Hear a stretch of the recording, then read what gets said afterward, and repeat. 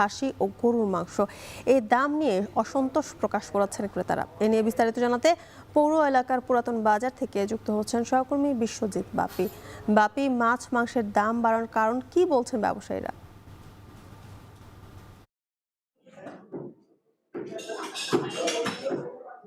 জ্যোতিকা, আমি এই মুহূর্তে আছি মাগুরার সব থেকে বড় যে মাছ এবং মাংসের বাজারে। আমরা যে বাজারটিতে রয়েছি এটি মাংসের বাজার, মূলত পাশেই রয়েছে মাছ বাজার। আমরা সকাল থেকেই যে দেখতে পাচ্ছি মাংস ব্যবসায়ীরা তারা যে মাংসের পসরা সাজিয়ে রেখেছে এবং সেই তুলনায় কিন্তু ক্রেতার সংখ্যা এখনো কম।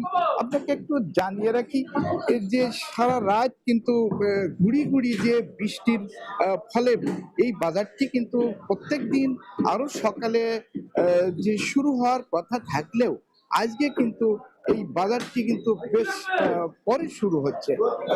তো মাংসের দামের কথা যদি বলি আমরা, যেমন খাসি, যেটি ভালো খাসি সেটি বিক্রি হচ্ছে কিন্তু 800 টাকায়, এবং গরুর মাংস যে খাসি, যেটা ভালো খাসি যেটা সেটি বিক্রি হচ্ছে 1200 টাকা, এবং গরুর মাংস বিক্রি হচ্ছে 650 থেকে 800 টাকা। তাছাড়া যে মুরগির মাংসের কথা যদি আমরা বলি, মুরগির মাংস যে দেশি মুরগি এটি কিন্তু দাম কিন্তু 3 গুণ কিন্তু বেড়েছে। তো এখানে দেশি মুরগি যেটা 650 থেকে 700 টাকা বিক্রি হচ্ছে, সোনালী মুরগি বিক্রি হচ্ছে 320 থেকে 350 টাকা। এছাড়া যে ব্রয়লার মুরগির দাম কিন্তু অপরিবর্তিত রয়েছে। ব্রয়লার মুরগির দামটা 170 থেকে 180 টাকা বিক্রি হয়েছে।